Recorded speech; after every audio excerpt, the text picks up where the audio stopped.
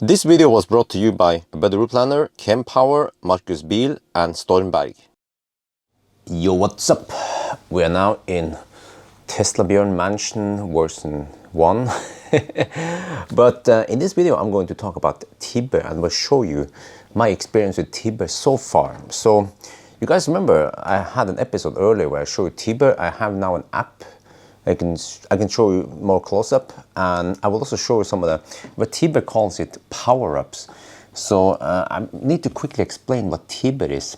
They are just a platform, basically, almost like Uber. You know, it's a platform. So Tibber, they have a very powerful app that connects to various other smart house products. Like you probably recognize this one. This is Sensible.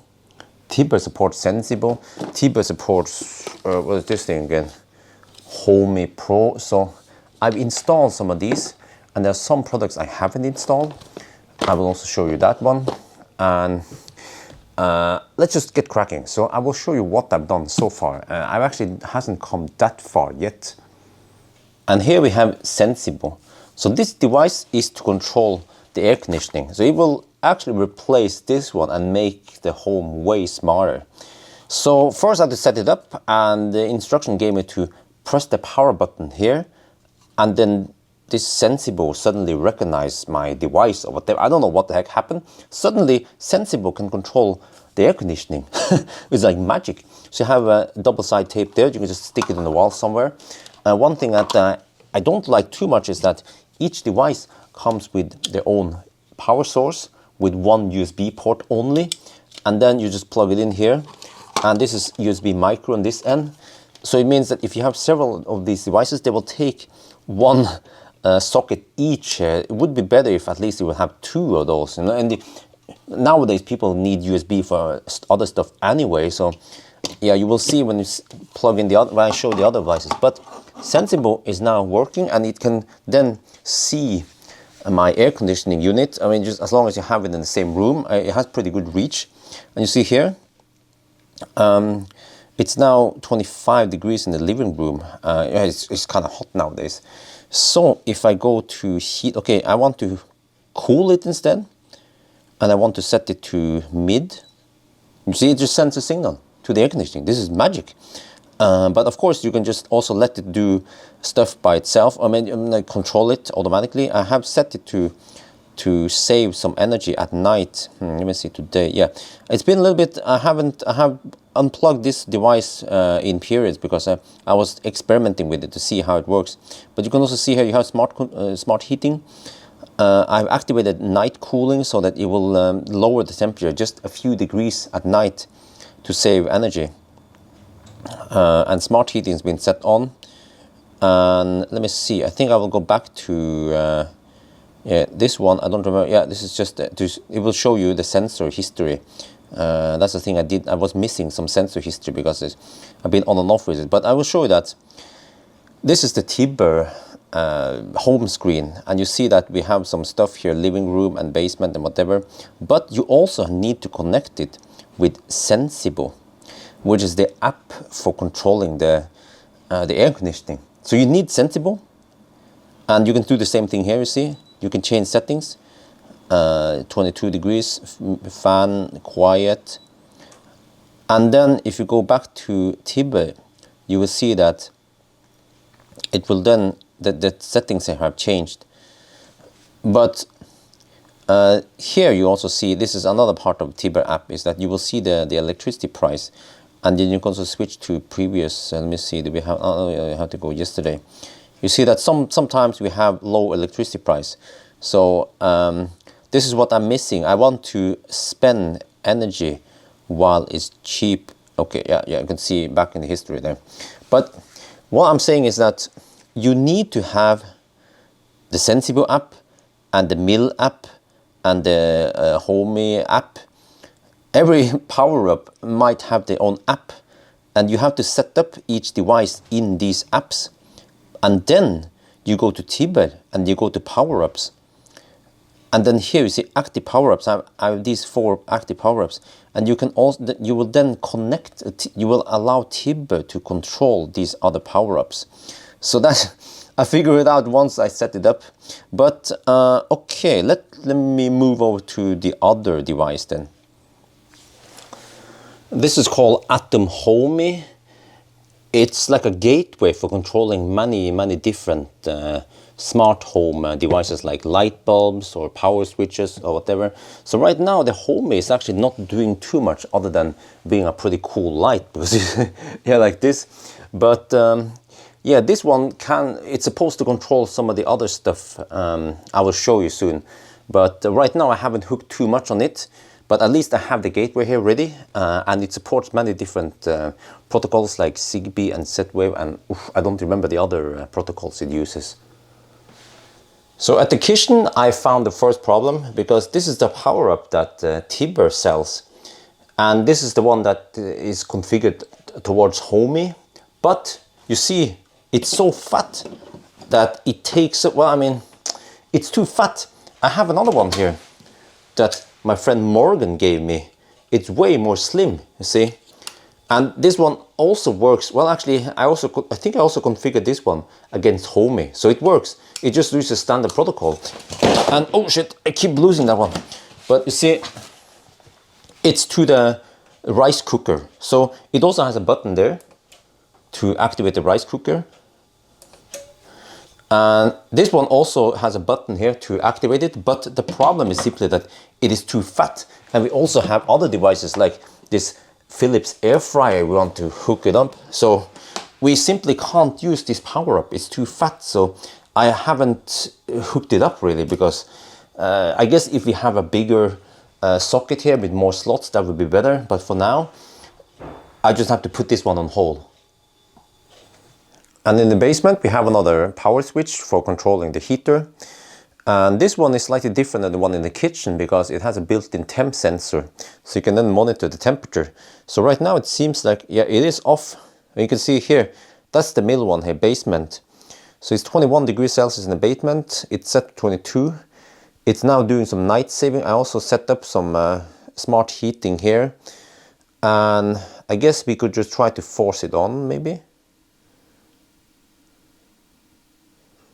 Maybe not. Yeah, I think it's because I need to switch off smart heating.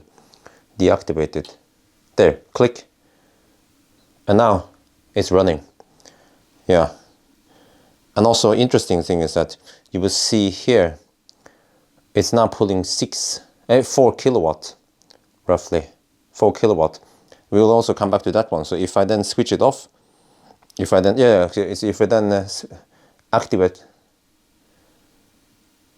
smart heating, set it to 22 degrees again, it should then switch off. Or maybe there's a threshold for it. Yeah, no big deal. But now next device. So now we're in the breaker fuse box, and you see this is called, oh, it's a magnet. Ah, okay, so this one is called Tibber Pulse. This is the second version. So in the fuse box, well, at least in Norway, you will have this more modern, this is Ioniq type fuse box. And it has, let me unplug this one. It has a hand port, yes. Tibber people, they're actually Star Wars fans. So I think they call this Han Solo. But it's just a TP plug. And in order for you to access the data via Tibber Pulse, you have to, at least in Norway, you have to call the electricity, I mean, actually not call them, but contact the electricity, the grid company, and then ask them to open the hand port, and then approve whatever that needs to be approved. And then usually within a couple of hours, you will get a notification, SMS, that it's open. Just plug it in, and then you just follow the instructions how to set it up. I think there's a QR code here. And once it's set up, you have to hook it up on USB and set it up against the Wi-Fi. And then this one will then send signal to your phone, I mean via the app, and show you power usage. Let me go downstairs and show you more. And you see now we have the pulse here. It's pulling 3 kilowatt in our home combined. So if I, yeah, let me see. If I go to the kitchen now and I turn on some some heat here. You should see a change soon. There, 6 kilowatt, 6.5 kilowatt. I switch it off again, and then it should update fairly fast. So this is pretty cool. Right now, it doesn't have any use yet, but you know, outside my home, I have charging capabilities, but not permanent. But at least when I'm charging outside, especially in winter, it tends to pull a lot of heat for heating up the living room and upstairs. And then sometimes I pull a little bit too many amps, and then the whole main fuse for the house goes out. Well, not on the other side, fortunately, but on this side, poof, everything, you know. So by using Tibber pulls here, pulls can then figure out how much you are pulling right now, and then it can limit what goes into the charger. So that would be next step. But as for now, you see, I haven't implemented too much. Maybe I should implement more, like lighting or control more stuff. But wait, something happened there, 4 kilowatt. Yeah, I'm not sure. It could be a water boiler or anything, really. But right now, it's not that much, but I'll show in the future. So I mentioned charging, yes. Here, maybe I should pop it open. Yeah, I should. This is the Easy box. It's made in Norway. It's quite compact and also very advanced. So I will get it installed. With this one, you can enable smart charging, and this one will be able to talk with Tibber pulse, so that whenever, okay, let me explain again with the charging. From time to time, I have to charge the car in front of the house because I only have 16 amp single phase in the garage, but outside the house here, I've set it to 20 amp only to be safe, but would be nice to get as much as 25, maybe even 30 amp if I can. And then with Tibber Pulse, you can then let Easy box adjust it. So especially in summer, you can charge faster.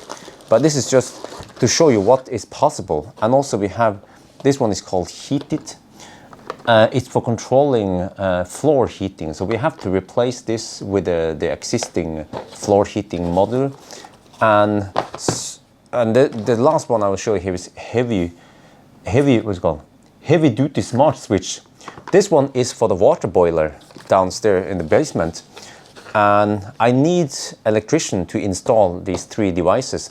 The last device here will then control the boiler. And if the price of electricity is a bit too high, for example, if we shower in the evening when everyone else is showering and the price for electricity is high, you can then just stop heating the water temporarily until the price is lower, because who cares if the water in the boiler there is just slightly colder than it should be, right? So by doing all these small things, you can save energy and then save money. But as for now, there's not much I can do yet, and then this is just first step, and then I guess I'll make an update video once I get all these other devices installed. So I think that's going to be it for now. I hope you guys enjoyed this video. As always, thank you for watching, and talk to you later.